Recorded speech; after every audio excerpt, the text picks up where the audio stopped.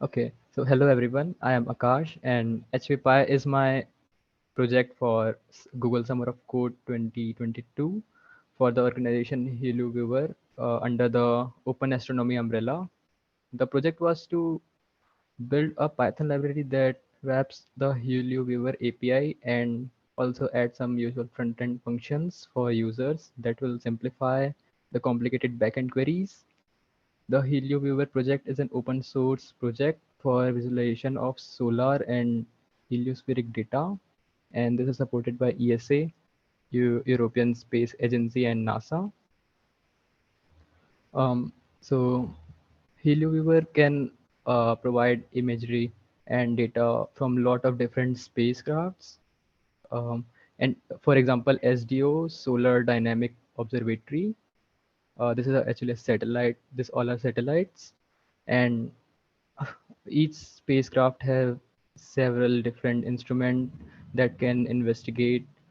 For example, AIA, Atmospheric Imaging Assembly, is the one that take pictures of the sun, and HMI takes magnetic data, etc. Uh, we uh, we also have measurements for all this instrument whose units are in Armstrongs. 4,500 Armstrongs or 450 nanometers is within the visible light range. A small number means a shorter wavelength, that is a high energy form of light. So hvpy is a Python interface for interacting with the web API. Um, this means all the API calls are done by sending an HTTP request and uh, by HTTP request and passing the response. Since the action is common for all the API endpoints, it is encapsulated in in a module called core. Certain parameters are provided to the core, but before that, all the parameters are passed with an instance of hvpy parameters, and it uses pydantic, uh, which is uh, which is used to construct and validate users' input parameters, and after validation, these classes are converted into a dictionary and passed to the request library to make an HTTP request. So what we saw up to now is the internal design. The internal design allow the ease of adding new API endpoints, validating input parameter, and keep the code dry. The actual front end that user will interface which with is in the facade module, as it is the front end that hides the internal design. This module contains the API interface in its simplest form. It is responsible for taking the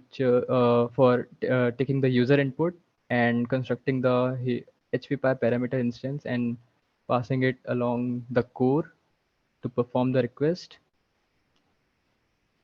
There are actually 12 endpoints, and some endpoints such as take screenshot and queue movie. The take screenshot captures a picture of the sun, and queue movie generates a movie, MP4 or WebP. Accepts a list of layers and events to generate the image or movie frames. Here are the source ID. Um, this source ID is a unique ID for a spacecraft, for example, SDO, along with the instrument like AIA, which I talked about earlier. Same with the events. Uh, these are the solar. These are the solar events like active region, which is the area of the sun with the strongest magnetic field. Another example is flare, the solar flare explosion in the sun. Now we have to generate this string. We have util functions, um, data source, and event types are enums with source ID stored in them.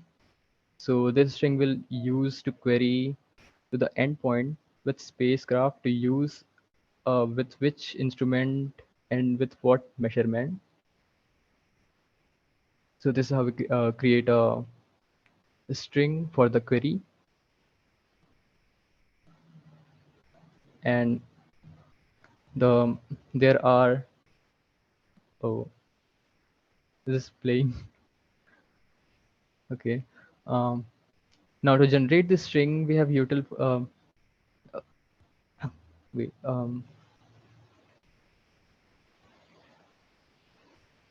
Can you see this moving?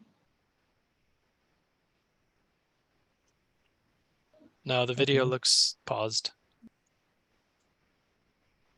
Mhm.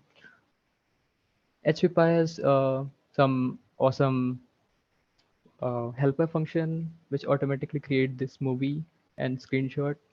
Um, it's the create movie function to create a movie. So putting it all the pieces of the puzzle together, we can use this function to create a movie of the movie video of the sun. Let me share exit the full screen.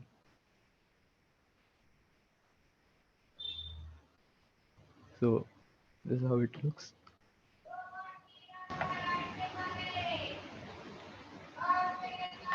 And we can even do more with data, different data sources. For example, this is the highest wavelength value, and this is the lowest. And we can also merge them with creating complicated query strings. So that's it. Thank you. And I'm also in the uh, I'm also the computer science student in the final years. Really excellent. Are you willing to take a question or two if anybody has one? Yes. Any questions?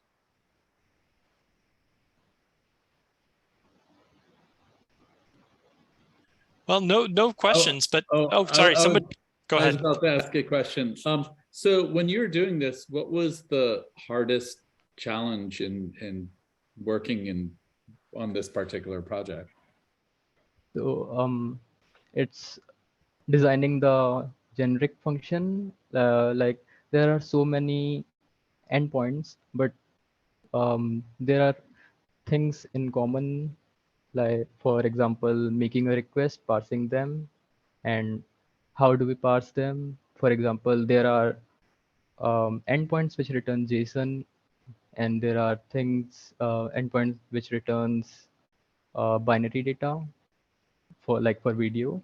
So to keep the code dry and not to um, make it more the code base not large, um, we design the generic function. That was the challenging part.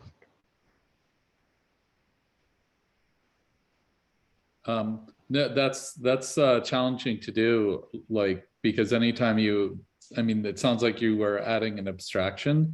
And did you ever worry that adding that abstraction would make it harder to work with the library or debug it? Yes. I hear you, definitely.